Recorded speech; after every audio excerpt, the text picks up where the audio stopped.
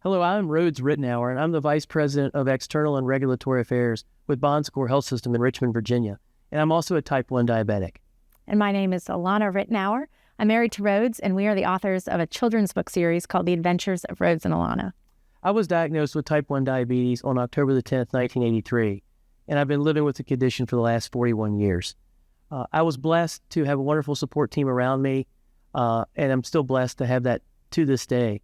But one tool or resource I really wish I had had back then was a book or a TV series or a cartoon that had a character who happened to be living with type 1 diabetes and living life to the fullest. We didn't have that back then, and Alana and I didn't really find that on the market today, so we decided to launch our own children's book series about two individuals, one of which lives with a chronic condition. So in fact, Rhodes and Alana are us, our 8-year-old selves, and they go on adventures. And so they live a full life. And some may say in spite of his chronic condition, but we really feel like Rhodes's day-to-day management and all the time and the patience and the perspective that managing this disease gives him makes him a really fun children's book character because he takes everything on head on. And they go on adventures. Rhodes shares a little bit about what life is like living with type 1. And Alana, his support system, does her very best to learn about the disease and be there for him as much as she possibly can. Yeah, the idea is really to normalize diabetes and also really to incentivize and encourage people to talk about their condition. Because I found in my life, the more I talk about it with my friends, with my teachers, with my coworkers, the more people want to know about it, the more support they want to provide. And also with 136 million Americans either having type 1, type 2, or prediabetes, almost everybody knows someone in their lives dealing with a condition. And you can oftentimes have office or conversations on the street that you don't think are going anywhere, but really you're sharing best practices and you're sort of helping lift all boats. Secret. This was the first book in the Adventures of Rhodes and Alana series. And in this story, Rhodes and Alana meet, and she's the new girl at school. And they have, by happenstance, they end up walking to school. They miss the school bus. And what happens is that Rhodes has to decide whether he wants to tell Alana about living with type 1. And so with our work in the diabetes community and talking with families, we know a lot of children want to be like everybody else. They don't want to have something that makes them different. And so in this story, we very intentionally have that moment where Rhodes has his 8-year-old internal dialogue and he thinks to himself, will she be grossed out when I prick my finger? Will she be afraid that she might catch this from me? If she's going to be my friend, I guess I have to tell her. And so it's that voice where he is confident and self-assured and shares this with Alana, and she is the friend that you hope that you will get as a diabetic.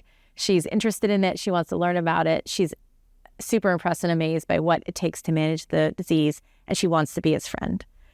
So that's really exciting for us to be able to share that message with families and with children that it's going to pay off if you can talk about it, if you can share, and you can ask for help and support. And while we were 8-year-olds in the book and didn't know each other then, we didn't meet till after graduate school.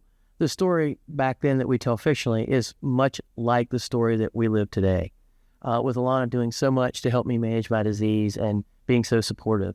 And we wanted to show people who are reading the book, whether you have diabetes or another chronic condition, that it almost always pays off to share so that you can get that extra support that you might need.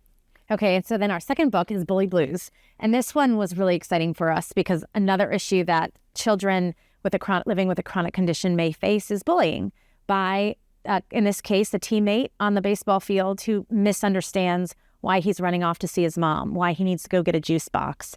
And he's making fun of him for that, not realizing that he's going to check his blood sugar. He's going to grab a juice box because his blood sugar is low, and to hit the ball really hard, he needs to keep his blood sugar in check.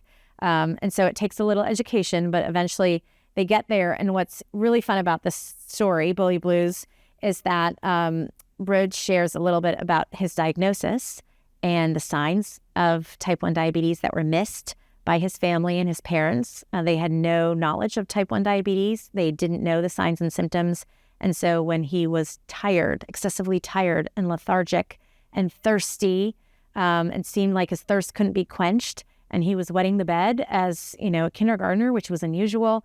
They didn't know what was going on. They took him to the doctor, and it turned out that his blood sugar was through the roof.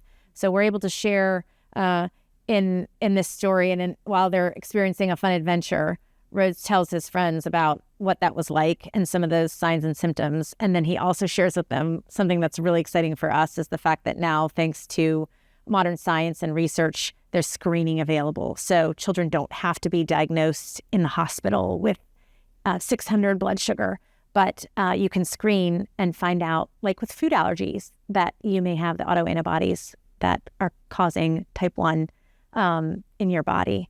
And so you can hopefully catch it before you have those symptoms. And I didn't appreciate that while 85% of people who are diagnosed with type 1 diabetes have no family history, once you have a family member within one or two relations, you are at a much higher likelihood of ultimately being diagnosed with type 1 diabetes in your life. And so if you have someone in your family, it really does benefit you just for awareness and preparing and peace of mind to take advantage of this technology to be screened. You'll notice that Alana didn't give up the conclusion of either book. We didn't want to provide a spoiler alert today. But one of the things that really is important in Bully Blues Book 2 is that the bully himself has an allergy and is living with a chronic condition. So while diabetes is certainly what we deal with every day and is certainly our passion to be involved, it really is in our book series emblematic of any chronic condition, peanut allergy, asthma, somewhere on the autism spectrum. And everybody's living with something. And if you talk about it and you seek the support you need and you find somebody who can be a best friend and a support system, that's really what we want to talk about in our books. And stay tuned. Book 3 is coming out this spring 2025. And any day now, we'll be launching our 3rd book in the adventures of Rhodes and Alana. It's called Zoo Goes Wild. And Rhodes and Alana go on their 2nd grade field trip to the zoo. And Rhodes is pretty excited because for the first time, he's going on a school field trip without his mom, because now that he's on a continuous glucose monitor, CGM, she can watch his blood sugars from home, and he's able to manage his diabetes, hopefully well. You'll see how it goes once you read the story.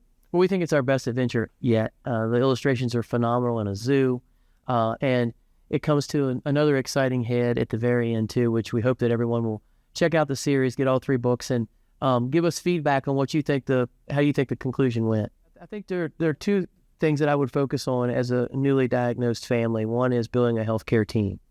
It's really important to have a general practitioner or an endocrinologist if you're an adult, an endocrinologist if you're a child, a pediatric endocrinologist, to sort of quarterback your healthcare team, because you will learn fairly quickly, if not over time like I did, that there's so many things that in your life and in your medical history that diabetes affects, that you really need to work with a whole group of people to make sure that you're well and see them on a regular cadence.